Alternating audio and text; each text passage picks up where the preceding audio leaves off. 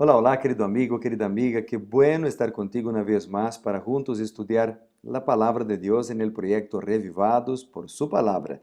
Hoy vamos a reflexionar en Eclesiastés capítulo 9, pero antes yo quisiera orar contigo. Querido Padre, nosotros pedimos sabiduría ahora para comprender tu palabra y también fuerzas para ponerla en práctica. Oramos en el nombre de Jesús. Amén. Muy bien, Eclesiastés capítulo 9 es un lindo capítulo, tiene 18 versículos y es una continuación del capítulo 8, así como el capítulo 8 también es una continuación del capítulo 7, como si fuera un solo texto en el original. Pero el capítulo 9 tiene 18 versículos, pero yo voy a recalcar solamente 7 lecciones. La primera lección está en el versículo 1 y en el versículo 2. En el medio del versículo 1 dice que los justos y los sabios y sus obras están en la mano de Dios. Es decir, Dios cuida de todos. Dios no hace acepción de personas. Para Dios, todos son sus hijos. Lo que hace la diferencia es el libre albedrío que nosotros tenemos y las elecciones que nosotros hacemos, porque nosotros iremos cosechar lo que estamos sembrando hoy. Entonces dice el versículo 2, todo acontece a todos de la misma manera. Es decir, en esta tierra, en este mundo, todos vamos para el mismo lugar. Tendremos el mismo destino. Es como entonces que Salomón pone todos en la misma balanza y dice, respétense los unos a los otros, porque todos tenemos la misma naturaleza. Y esto se amplía en los versículos 3 hasta el versículo 6, donde está la segunda lección de este capítulo. Acá habla de la naturaleza humana. Y el versículo 4, por ejemplo, menciona que hay esperanza aún para todo aquel que está entre los vivos, para aquel que tiene su corazón que late todavía, para aquel que vive, que respira, para este hay esperanza. Si pasamos por luchas, por problemas, por dificultades y estamos vivos, hay esperanza. Pero ¿por qué Salomón dice hay esperanza para los vivos? Porque para los muertos ya se terminó la oportunidad de aceptar a Cristo.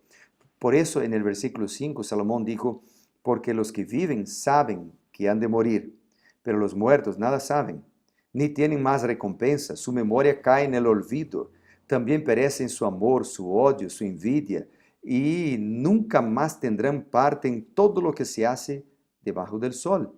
¿Por qué esto?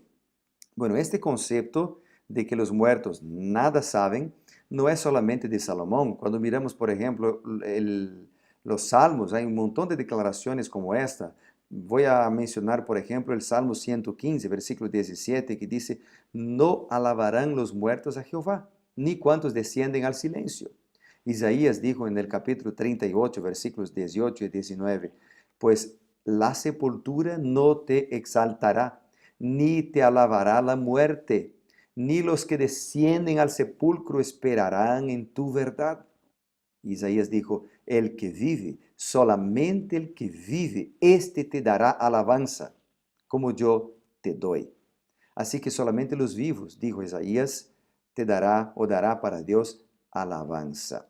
Jesús también recalcó esto. En Juan capítulo 11, por ejemplo, Jesús fue llamado para curar a su amigo Lázaro.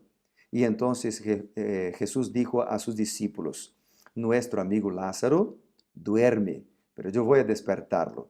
Dijeron entonces sus discípulos, Señor, si duerme, él sanará. Jesús decía esto de la muerte de Lázaro, pero ellos pensaron que Jesús hablaba del sueño literal.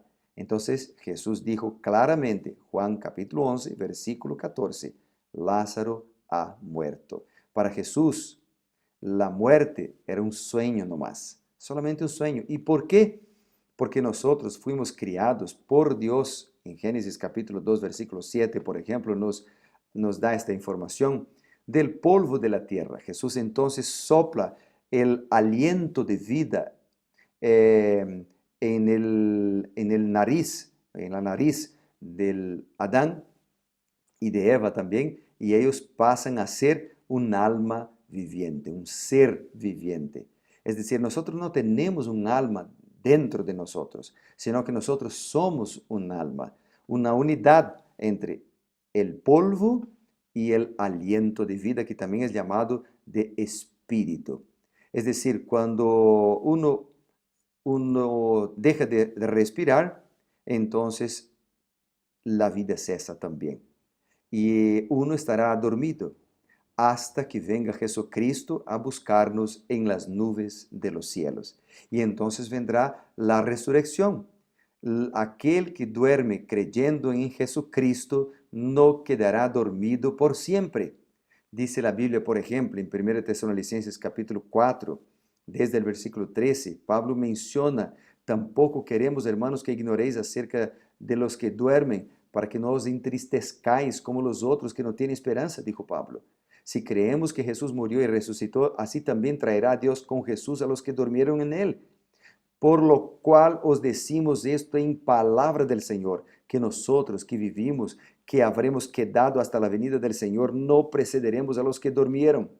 El Señor mismo, con voz de mando, con voz de arcángel, con voz de trompeta, descenderá de los cielos. Entonces los muertos en Cristo resucitarán primero. Qué lindo. Después, los que vivimos, los que hayamos quedado, seremos arrebatados juntamente con ellos en las nubes para recibir al Señor. Y 1 de Corintios capítulo 15, Pablo también menciona esto, que en un abrir y cerrar de ojos, a la final trompeta, la trompeta tocará y los muertos serán resucitados incorruptibles y nosotros, los vivos, seremos transformados. Así que no hay que dudar, no hay que tener miedo.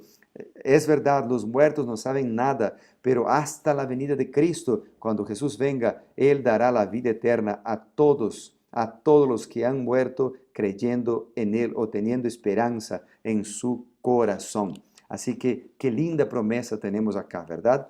Bueno, la tercera lección del capítulo está en el versículo 9, que presenta la oportunidad de aprovechar los privilegios y oportunidades que la vida nos da. Por ejemplo, el versículo 9 dice: goza la vida con la mujer que amas todos los días de la vida vana que te son dados debajo del sol. ¿Por qué? Porque después que uno muere, ya no tendrá oportunidad. Entonces, mientras tienes oportunidad, da tu mejor. Y es lo que dice la cuarta lección en el versículo 10. Todo lo que te venga a mano para hacer, hazlo según tus fuerzas. Hazlo siempre lo mejor. Ya mencioné acá, si algo merece ser hecho, algo merece ser bien hecho. Hágalo siempre de la mejor manera. Bueno, la quinta lección está en el versículo 12. Dice: ahora bien, el hombre tampoco conoce su tiempo. Hay que estar listos. Hay que estar listos porque nosotros no sabemos el día que vamos a morir. No sabemos el día en que vamos a cerrar nuestros ojos para el sueño de la muerte. Porque cuando uno cierra los ojos, también cierran las oportunidades que tiene de aceptar a Cristo. Entonces, hoy es el día de aceptar a Jesús. Y ahí viene la sexta lección, que está en el versículo 16. Dice: mejor es la sabiduría que la fuerza. Lo que el mundo necesita es la sabiduría divina más que las armas, más que todo lo demás. Necesitamos de la sabiduría divina, de tener una consagración a Dios. Y en la última lección está en el versículo 18. La última línea del capítulo dice lo siguiente. Yo quisiera recalcar esta línea para ti. Dice: uno solo error destruye mucho bien. Es decir, que la vida es hecha de detalles y Dios nos llama hoy, mientras vivimos, para aceptarlo. Este es un detalle muy importante, poner nuestra vida hoy en las manos del Señor. No sabemos el día de nuestra muerte, no sabemos el día que se cierra la puerta de la oportunidad para aceptar a Cristo, no sabemos el día en que vamos a encontrarnos con Jesús. Entonces, hoy Jesús nos llama. Un solo error puede destruir mucho bien. Jesús nos llama para tomar una actitud correcta hoy, para tomar una actitud cierta, que es entregar la vida en las manos de Cristo y entonces ser transformado hoy mientras vivimos y después literalmente cuando Jesús venga a buscar sus hijos. Querido amigo, vale la pena aceptar a Jesús, vale la pena, porque aquel que está lejos de Cristo, aquel que está lejos de los caminos de Dios, aunque vivas 30, 40, 50, 60, 70 o 80 años. Pero ¿qué son 80 años comparado con la eternidad, verdad? Que Dios nos está preparando a cada uno de nosotros. ¿Vamos a aceptarlo? Yo quisiera orar por ti ahora y por este motivo. Querido Padre, en este momento ponemos en tus manos nuestras vidas, todo lo que tenemos, nuestros sueños y también, Padre amado, las luchas que tenemos para que tú puedas cuidar de nosotros.